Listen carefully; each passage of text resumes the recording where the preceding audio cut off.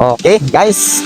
Magandang araw o gabi man diyan sa inyong lugar kung saan man kayo ngayon naroroon. Ating pag-uusapan yung impresibong panalo sa ating nag-isang angas ng Pinas no nakaraang Sabado, June 6, 2026. Napakaganda at napaka-impresibong pagkapanalo ni Idol 4 Alas Jandrel Casimero sa kanyang katunggali na si Luis Pantera Neri. Congratulations sa ating nag-iisang angas ng Pinas 4 Alas sa iyong pagka-impresibong panalo. Pero sa kabila ng kanyang pagka-impresibong panalo, guys, may mga ilan pa rin na mga kritiko na nagsasabi na hindi maganda laban sa ating nag-isang angas ng Pinas. Guys, ito lang masasabi ko sa inyo.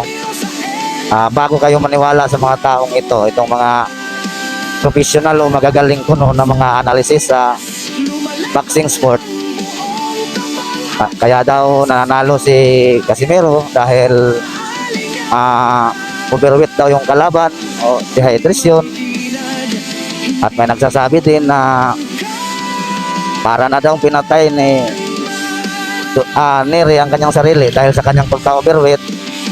Guys, bago kayo maniwala sa mga taong ito, panoorin nyo muna ang lahat ng laban ni Pantera Luis Neri sa panahon na siya ay lumalaban, na siya ay nagkaka-overweight din, kung paano binugbog ni Neri ang kanyang mga kalaban.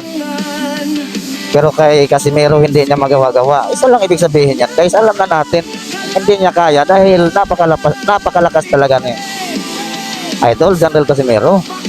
Kaya bakit nung si Jandrel Casimero naman ang mag-overweight, nung sila ni Saul Chances ang naglaban, bakit walang kahirap-hirap na niligpit ni 4 Alas ang kanyang kalaban na si Saul Chances?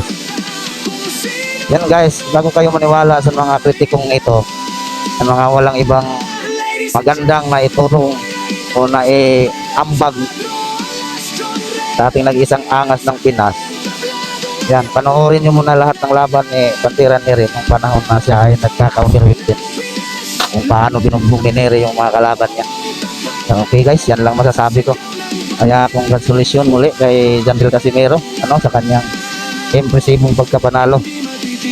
At guys, baka pwedeng makahingi sa inyo ng pabor, pwedeng makahingi sa inyo ng like and share man lang dyan. Malaking bagay na yan guys, malaking tulong na yan sa video ngayon na inyong makikita. Thank you ng marami, babu.